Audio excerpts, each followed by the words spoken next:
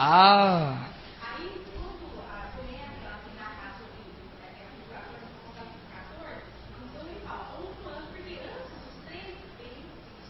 muito bem. É muito importante para cada um de nós, meus queridos, entendermos essa mensagem aqui. Porque cada anjo teve o seu período e teve sua data. Quando eu faço o culto em casa, vez ou outra eu recapitulo com meus filhos.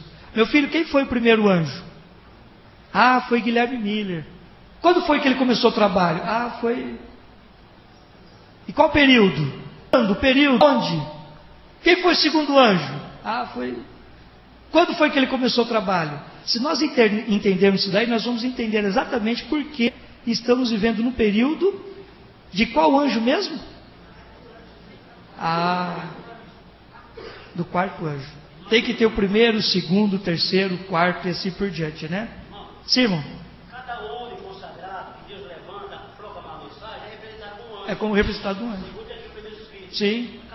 Veio Guilherme Miller, veio Lutero, veio João Augusto, veio vários homens, sabe? Proclamando a mensagem, na verdade. Não era a mensagem do sábado que nós conhecemos hoje, mas cada mensagem representada representa um homem consagrado, um anjo. Deus justiça um anjo, para proclamar a verdade. Muito bem. Sim, irmão?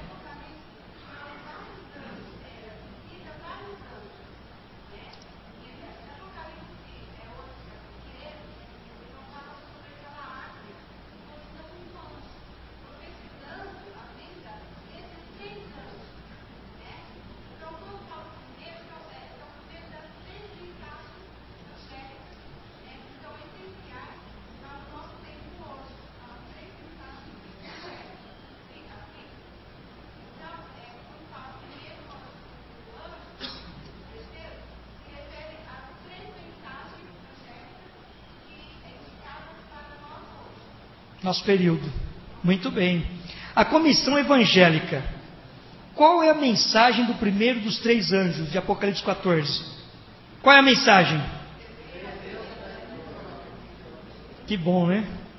Temei a Deus e dai-lhe glória, porque vinda é a hora do seu juízo. Irmãos, quando foi dada essa mensagem pela primeira vez? O que vocês acham? Quando foi?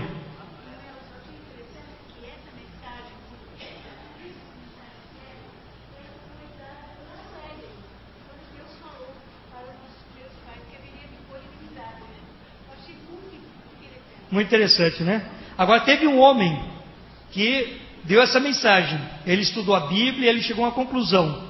Quem é esse homem? Quem foi esse homem? Guilherme Miller. Muito bem. E ele deu a mensagem.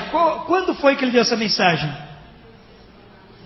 1831 para 1833. Então ele deu a mensagem. Agora veja o que diz aqui. A quem é dada a comissão de pregar o Evangelho? A quem é dada essa comissão? A todos nós. A todos os homens. Todos nós temos uma grande responsabilidade de pregar o Evangelho. Então foi dado a Miller e é dado a cada um de nós. O trabalho dos anjos. De que modo os santos anjos participam das atividades em nosso mundo? Ele vem aqui, bate um papo comigo, olha, é o seguinte, como que é que os anjos fazem?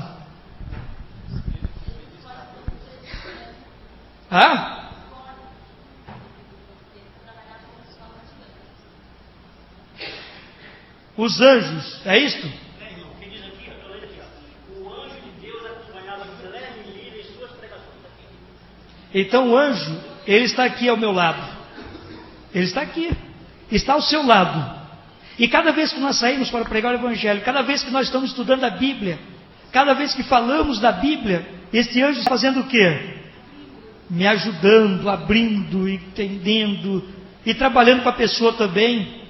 Eu me lembro quando comportava, então eu cria que um anjo de Deus estava à minha frente, abrindo a porta, preparando os corações das pessoas que eu ia falar com elas. Eu cria nisso.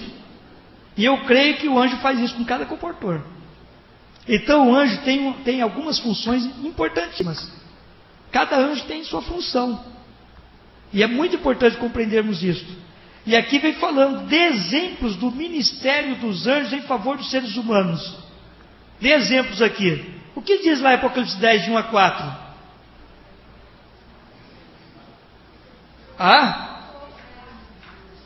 O exemplo de Cornélio. Que coisa linda, né?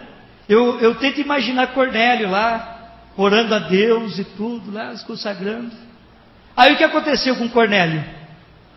Lá diz que ele era um homem temente a Deus. O que aconteceu com ele?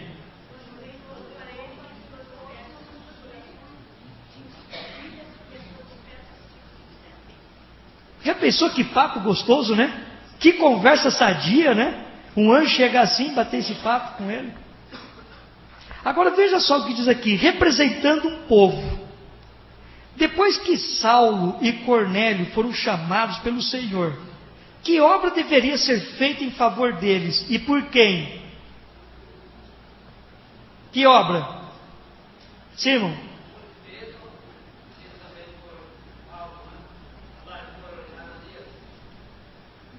Irmãos, Deus usa pessoas. E essas pessoas também são chamadas de anjos. E também de santos. E também de alma. É verdade. Olha, Paulo escreveu aos santos. Foram batizadas tantas almas. O anjo do Senhor.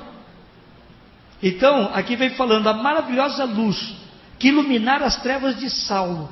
Era a obra do Senhor. Mas havia também um trabalho a ser feito em favor deles pelos discípulos. Cristo tinha realizado a obra de revelação e convicção. Agora o penitente estava em condições de aprender daqueles a quem o Senhor tinha ordenado que ensinassem a sua verdade. Então Deus usa os homens.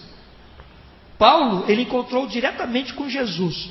Ele poderia ter saído lá, pregar o evangelho e feito todo o trabalho, porque Jesus ordenou. Mas Jesus tem os seus anjos. Jesus tem as suas pessoas, a quem ele confia a sua obra. Ele caminhou tudo certinho ali para que acontecesse tudo de acordo à vontade e ordem divina. Paulo não saiu pregando não. Paulo foi ter com a igreja. Cornélio também não saiu pregando não. Cornélio foi ter com a igreja. Sim, minha irmãzinha.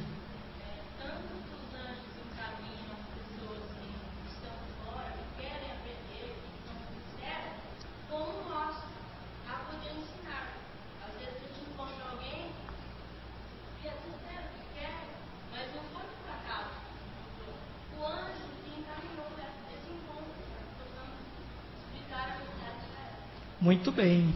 Irmão, ainda diz mais. A igreja é fraca, defeituosa, cheia de defeitos, mas é o único instrumento na terra que Deus tem para a salvação das almas. Porém, se a igreja, a congregação, se consagra os membros, se consagram mais a Deus, Deus faz parar mais obra através deles. Entendeu? Muito bem. Por isso nós não nos consagrarmos, homens e mulheres, certo, o Senhor vai nos usar, cheio de defeitos.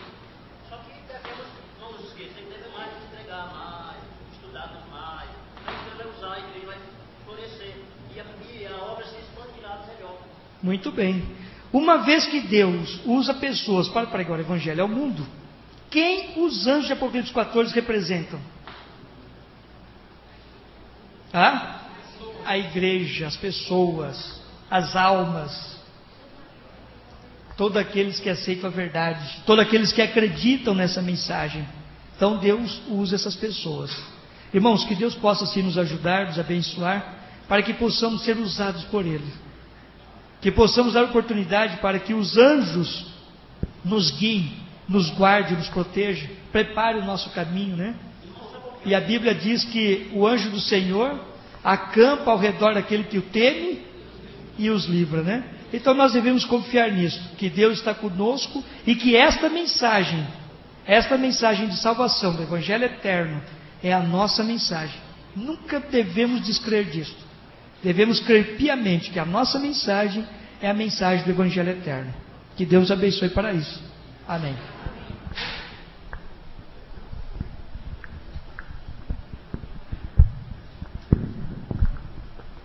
Agradecemos a Deus e também ao irmão Elvis por essas lições Que Deus possa abençoar a cada um de nós para isso.